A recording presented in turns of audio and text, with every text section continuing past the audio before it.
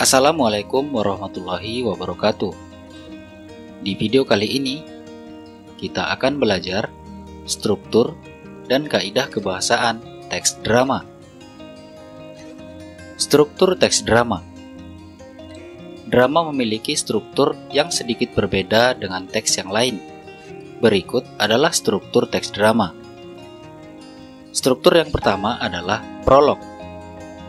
Prolog merupakan pembukaan atau pengantar di awal cerita drama. Biasanya, bagian ini disampaikan oleh narator atau dalang atau pembawa cerita. Tujuan prolog adalah untuk menjelaskan gambaran pemain, gambaran penonton, dan lain-lain. Struktur yang kedua adalah dialog. Dialog adalah percakapan antara satu tokoh dengan tokoh yang lain.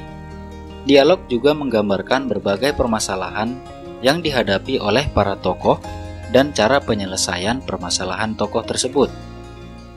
Di dalam dialog, tersaji urutan peristiwa yang dimulai dengan orientasi, komplikasi, dan resolusi. Orientasi adalah bagian awal cerita yang menggambarkan situasi yang sedang atau sudah terjadi.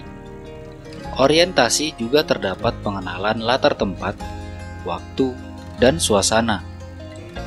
Komplikasi berisi tentang konflik-konflik dan pengembangannya. Pada bagian ini pula dapat diketahui watak tokoh utama, yaitu protagonis dan atau antagonis.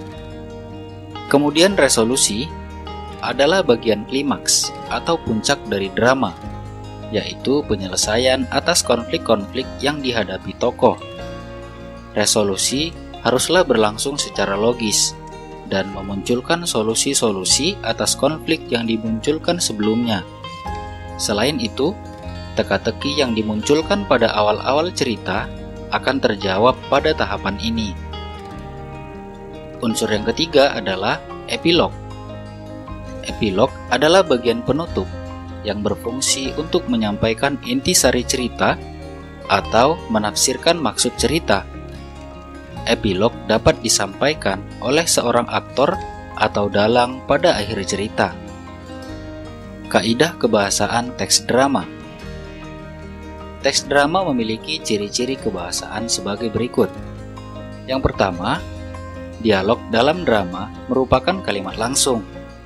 Oleh karena itu, dialog dalam drama diapit oleh tanda petik ganda. Ciri yang kedua, menggunakan kata ganti orang pertama.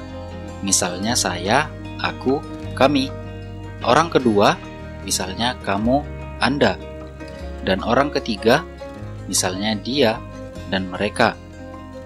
Selain itu, juga memungkinkan menggunakan kata sapaan seperti Kak, Dik, atau kata sapaan daerah, misalnya Cong atau Bang. Ciri yang ketiga, terdapat penggunaan kata-kata tidak baku karena drama menggunakan percakapan sehari-hari, seperti kok, sih, enggak, ndak, oh, dan lain-lain. Ciri yang keempat, menggunakan kalimat seru.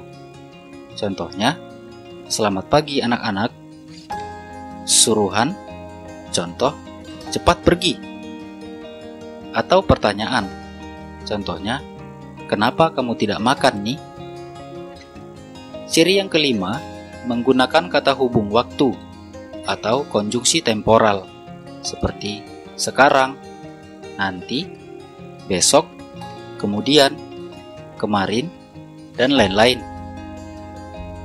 Ciri yang keenam, menggunakan kata kerja yang menggambarkan suatu peristiwa yang terjadi, seperti memerintah, menghadap, bermain, mencangkul, dan lain-lain. Ciri yang ketujuh, menggunakan kata sifat yang menggambarkan tokoh, tempat, atau suasana, misalnya ramah, baik, pemberani, gagah, mencekam, berisik, bersih, gelap, luas, dan lain-lain.